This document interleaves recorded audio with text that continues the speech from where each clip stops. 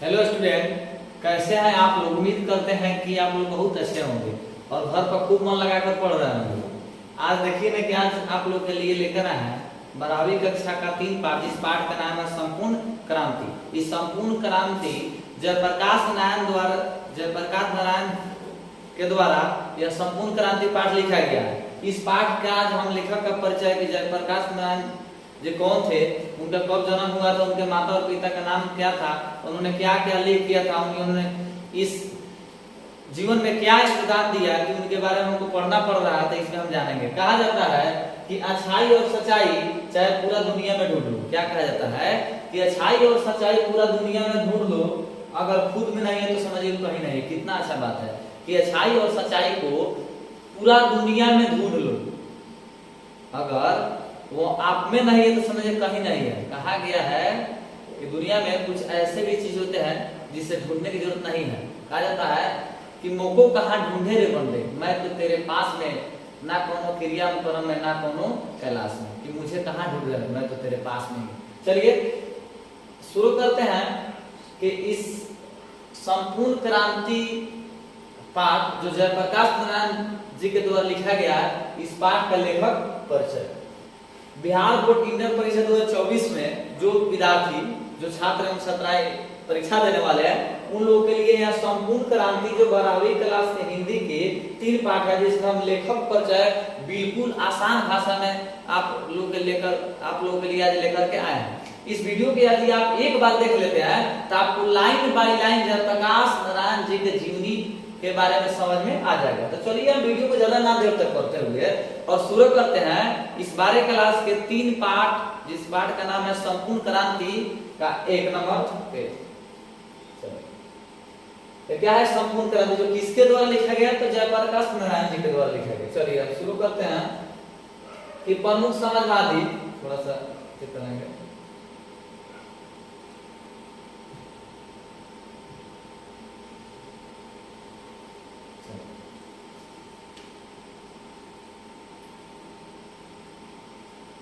प्रमुख समाजवादी विचारक जयप्रकाश नारायण एक महान मानव मानव के रूप में हमारे सामने है, जिन्होंने आपातकाल के बाद एक नवीन चेतना प्रदान की।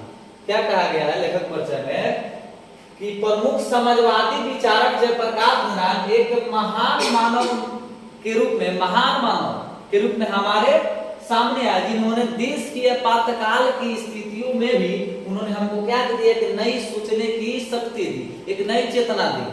चलिए, जिनका जीवन परिचय, उनका जन्म 11 अक्टूबर 1902 को सिताब दियारा में हुआ था।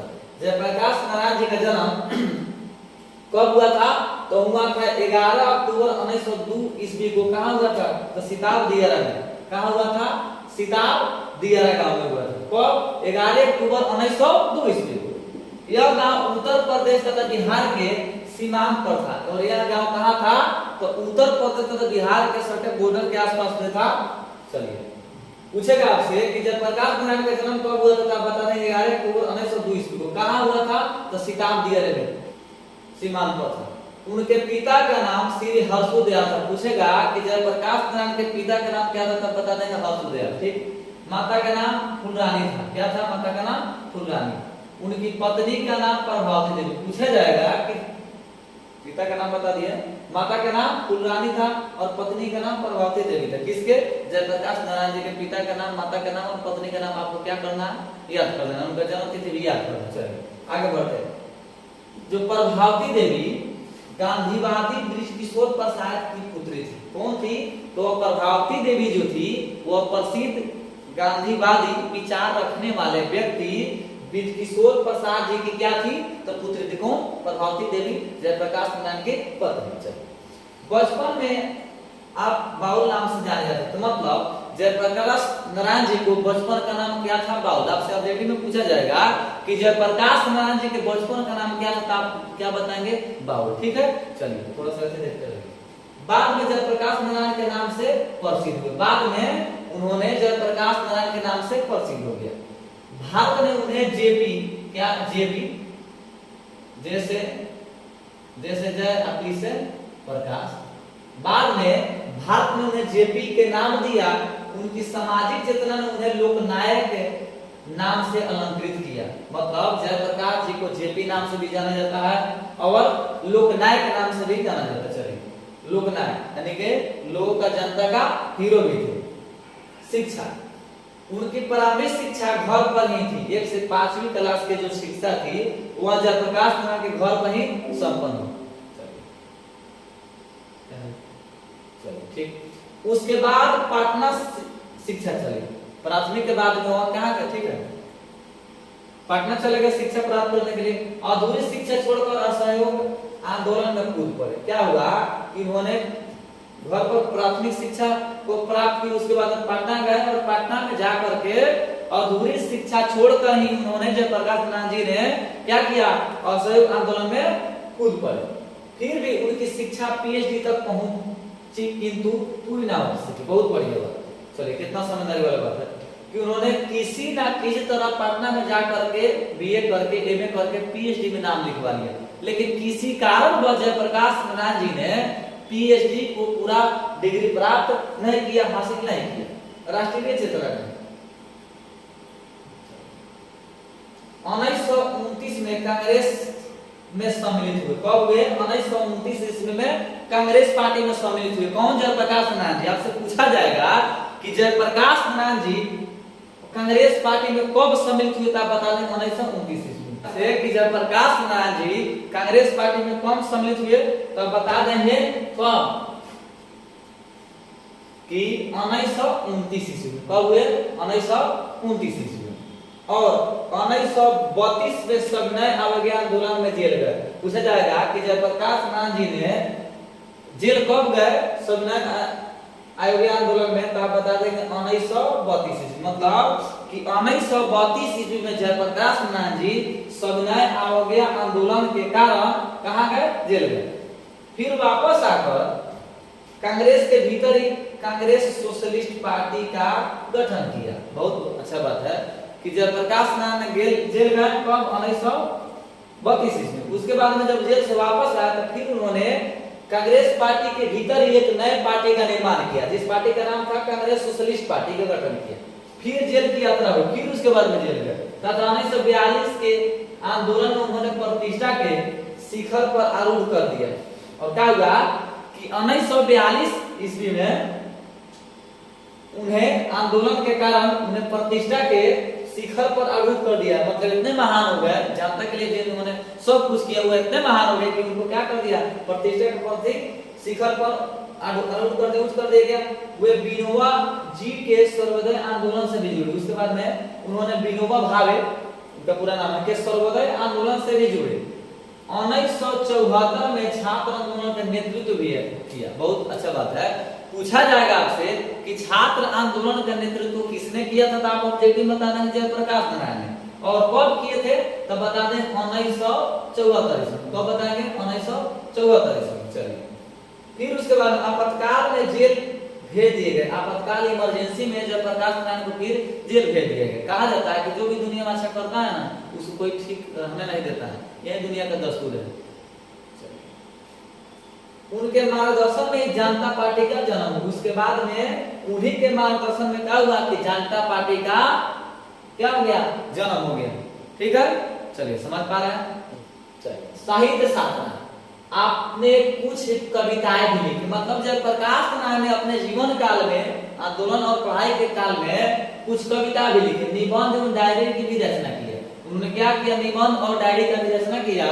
उनकी महत्वपूर्ण कृति है रिट्रक्शन ऑफ इंडियन पॉलिटी। क्या है उनकी महत्वपूर्ण कृति? रिट्रक्शन ऑफ इंडियन पॉलिटी, जो किसके द्वारा लिखा गया है? तो जयप्रकाश नारायण के द्वारा लिखा गया। आपके ऑब्जेक्टिव पूछेगा कि रिट्रक्शन ऑफ इंडियन पॉलिटी के रचनाकार, लेखक, रचयिता कौन है, तो आप बता देंगे जयप्रकाश नारायण। चलिए आगे बढ़ते हैं। आपको 1965 में समाज सेवा मैगसेसे से सम्मान प्राप्त हुआ। क्या हुआ कि जयप्रकाश नारायण को 1965 में सेवाक मैगसेसे से सम्मान प्राप्त हुआ। फिर उसके बाद में 1998 में उन्हें भारत रत्न से सम्मानित किया। बहुत ही अच्छा। क्या किया गया कि पहले 1965 में उन्हें समाज सेवा मैग्सेसे सम्मान प्राप्त हुआ। उसके बाद में जयप्रकाश नारायण जी को 1998 में भारत रत्न से सम्मानित किया। जिस समय मतलब चल बसे थे। चलिए, जयप्रकाश जी 20वीं सदी में भारत के एक प्रमुख समाजवादी विचार, क्रांतिकारी नेता, समर्पित राष्ट्रभक्त तथा विद्रोही स्वतंत्र सेनानी भी थे। क्या हुआ कि 20वीं शताब्दी मतलब 1900 से लेकर 1999 ईस्वी के आसपास की बात है, 20वीं शताब्दी कि जयप्रकाश नारायण क्या हुए कि एक भारत के प्रमुख समाजवादी जो समाज के तकलीफों और दुखों को लेकर चले, दूसरे का कष्ट दुख अपना कष्ट समझे, विचारक, किसी भी बात पर विचार करने वाले क्रांतिकारी नेता, समर्पित राष्ट्रभक्त तथा विद्रोही स्वतंत्रता सेनानी थे। कौन? जयप्रकाश नारायण। उनमें बहुत सारा ज्ञान और बहुत सारे विषय वस्तु था जो कूट कूट के भरता। किसमें? जयप्रकाश नारायण जी में। वे एक विद्वान थे। उससे पूछा जाएगा कि जयप्रकाश नारायण एक क्या थे, तो आप ऑब्जेक्टिव में पूछा जाएगा डॉक्टर, इंजीनियर, और उसके बाद में उसमें ऑप्शन में रहेगा विद्वान था, बता देंगे विद्वान, वे विद्वान थे। उनका अध्ययन विशाल था, वो जितना भी पढ़े थे समझे कि बहुत बड़ा था, विशाल था।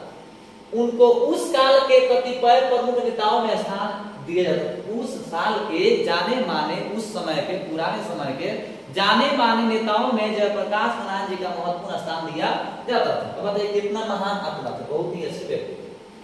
स्वाधीनता प्राप्ति के बाद उन्होंने सत्ता के केंद्रित राजनीति की ओर न जाकर लोक केंद्रित रचनात्मक राजनीति और समाज सेवा का मार्ग चुना। क्या किया उन्होंने कि स्वाधीनता प्राप्ति के बाद जब देश आजाद हो गया उस समय उन्होंने राजनीति सत्ता केंद्रित राजनीति की ओर न जाकर कहां चल गए? लोक केंद्रित रचनात्मक राजनीति और सेवा का मार्ग चुना। उन्होंने क्या किया कि जब उनको सत्ता की प्राप्ति हो गई, देश आजाद हो गया, तब उन्होंने क्या किया? सत्ता की ओर राजनीति और ना जाकर उन्होंने लोक केंद्रित राजनीति की ओर गया। मतलब उन्होंने नेताओं की बात में ना आकर उन्होंने जनता की बातों को, जनता के दुखों और तकलीफों का दूर करने का उपाय किया। मतलब हर बात में जनता की समस्याओं को दूर करने के लिए उन्होंने उस पद पर कार्य किया। मतलब उन्होंने नेता का मार्ग, सरकार का मार्ग न चुन के उन्होंने जनता का मार्ग चुना। बहुत ही अच्छे व्यक्ति थे।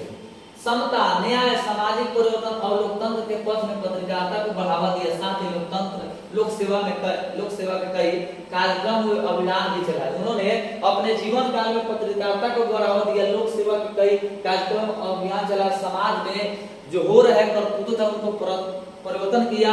जितने भी गलत काम होते उनको सही करने का उन्होंने सतत प्रयास किया। जितना उनसे हो गया उतना किया।